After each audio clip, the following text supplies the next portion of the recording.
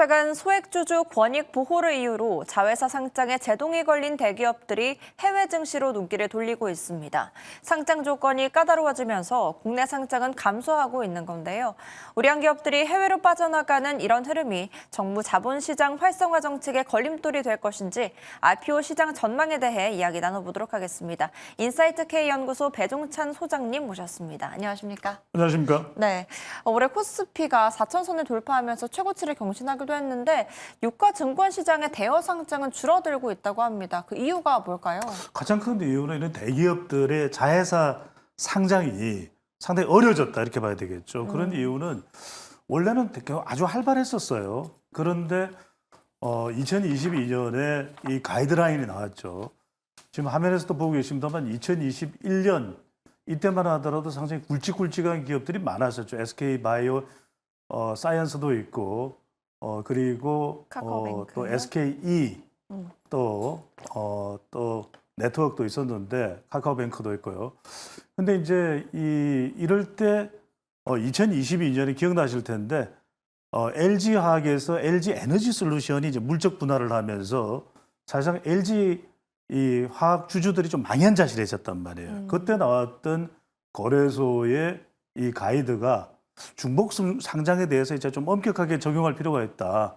이제 기준은 물적 분할 후에 자회사가 5년 이내에 상장을 못하는 것인데 더 이제 이 좀 숨막히는 규정이 뭐가 있냐면은 거래소가 모회사 일반 주주에 대한 보호 노력을 강화해야 된다. 이러다 보니까 LG화학이 상당히 주주들이 피해를 입을 수 있다는 것이 부각되면서 그 뒤부터는 이런 대기업의 이 자회사들, 증손자회사까지도 이 기업 공개죠. 이니셜 퍼블릭 오퍼닝을 하는 데 있어서 상당히 이제 어려워지게 되는 중복 상장이 까다로워졌다. 실제로 보면 지난 9월 달에 디스플레이 소재 제조사인 LTC가 자회사 LSE 상장에 실패를 했어요. 그런데 비슷한 시기에 또 KPF 자회사인 코스닥 시장이긴 합니다.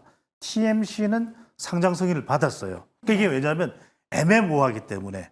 근데 TMC가 KPF의 자회사인 TMC는 기업 공개가 승인받을 수 있었던 이유는 아주 이 KPF 모회사의 이익을 갖다가 제대로 해주겠다. 주주 하나를 약속을 했기 때문입니다. 그렇기 때문에 승인한다. 이런 결정이 내려졌는데 상당히 이런 부분들이 모호하다 보니까 기업 공개가 상당히 지금 약화되어 있는 그런 상황이다. 왜냐하면 기업 공개도 우리가 대기업의 자회사들이 이렇게 기업 공개를 해야 주목을 받을 수가 있거든요. 네. 그리고 수익률이 상당히 높다라는 것도 통계치로도 나와 있기 때문에 그런 부분들이 가장 큰 문제로 지금 지적이 되고 있습니다.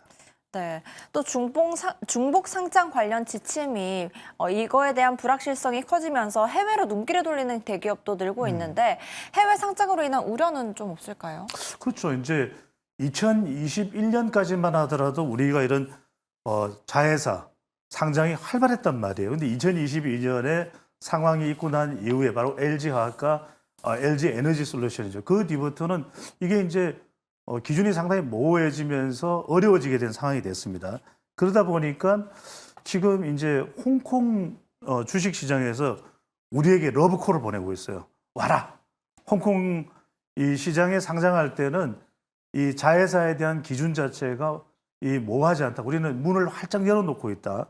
실제로 지금 이제 화면에 한번 보실 수 있을 텐데 지금 홍콩의 경우에는 중국의 기업들, 우리가 알고 있는 이 기업들이 알리바바도 있죠.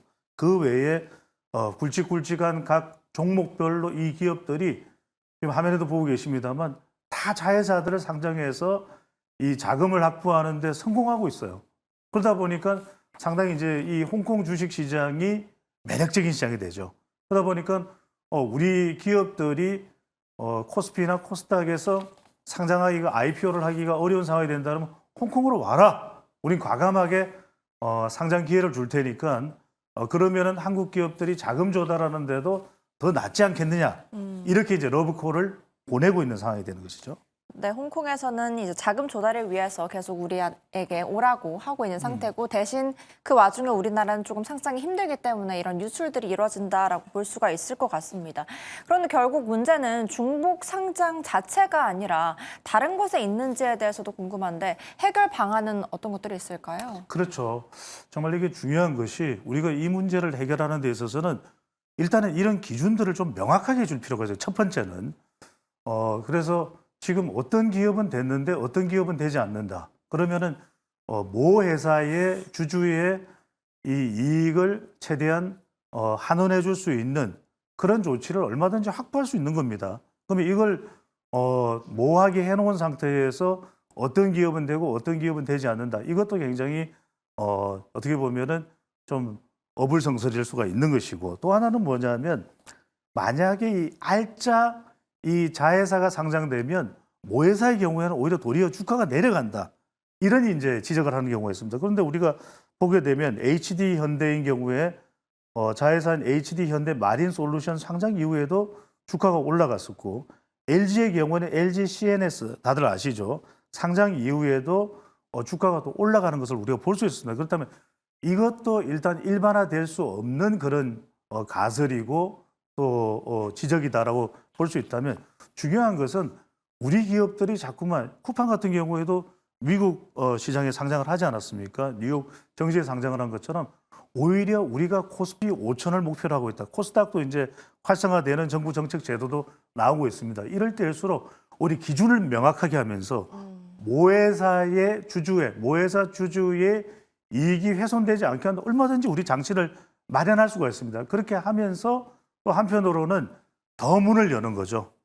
그래야만 지금 보시면은 2021년과 비교를 하더라도 우리가 상장하는 금액 자체가 현격히 줄어들었어요.